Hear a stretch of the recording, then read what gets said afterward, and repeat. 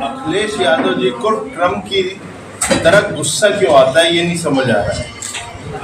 जब देखें तो कहीं ना कहीं ट्रम्प साहब भी नाराज हो जाते हैं और उसी प्रकार से मैं देखता हूं कि यहाँ पर अखिलेश यादव जी भी आजकल गुस्सा करने लगे हैं। चाहे पार्लियामेंट का सेशन चल रहा हो,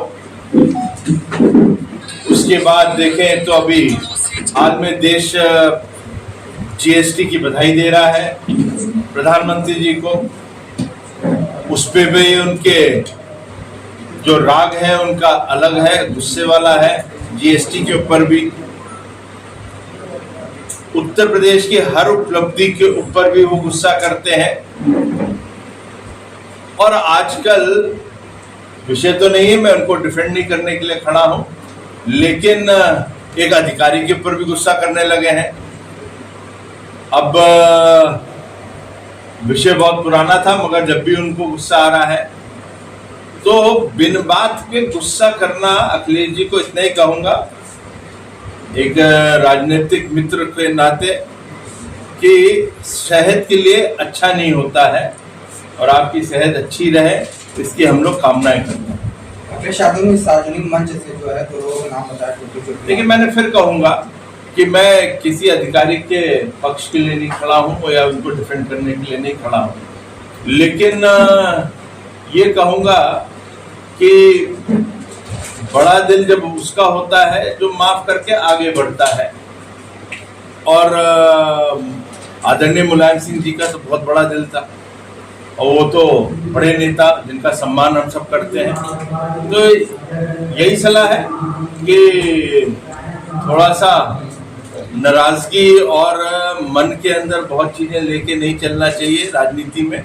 राजनीति वो है कि माफ करते हुए बड़ा दिल दिखाते हुए चलना चाहिए।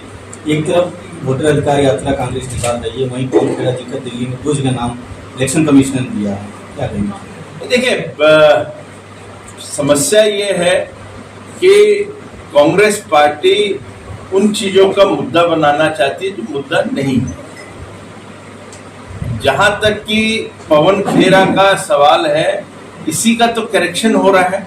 जो एसआईआर है उसमें जो करेक्शन हो रहा है कि लोगों का 2 जगह नाम है या अन्य जगह नाम है, उसको सही कर लिया जाए और एक नई वोटर लिस्ट बन जाए, तो वही काम हो रहा है। मैं उस पर भी आपत्ति है, लोगों को भ्रमित करना है। तो अब पवन खेड़ा जी का भी 2 जगह नाम है, तो उनको भी सफाई देनी है कि भाई ऐसा क्यों है, आपने क्यों नहीं अब एक जगह करवा लेते, इतने चुनाव हो गए हैं। क्योंकि आप तो कांग्रेस के नेता हैं, तो आपको भी कर लेना चाहिए। और आपने प्रेस कॉन्फ्रेंस भी करी एसआईआर के ऊपर। तो ये जो चीजें हैं कांग्रेस के दोहरे मापदंड दिखते हैं। तो इसके ऊपर एक दफे कांग्रेस को और राहुल गांधी जी को भी स्वयं देखना चाहिए कि ये हार के कारण हो सकते हैं अन्य, वो आपके अपने कांग्रेस पार्टी के अंदर क्या कमजोरी, उसको देखना चाहिए। और सबसे बड़ी कमजोरी तो एक ही है हार की कांग्रेस पार्टी की, कि कांग्रेस को लीड करने वाले राहुल गांधी हैं। जीएसटी को लेकर जो तमाम संशोधन किए गए हैं, कैसे देखते हैं? देखिए, उसका स्वागत करना चाहिए, क्योंकि मुझे याद है जब जीएसटी के 2-3-4 रेट्स थे तो उस समय भी काफी प्रश्न उठते थे इसके बारे में, और सब कहते थे, और विपक्ष जो आज बैठा हुआ वो हमेशा कहता था कि रेट 1 होना चाहिए या कम 2 होने चाहिए।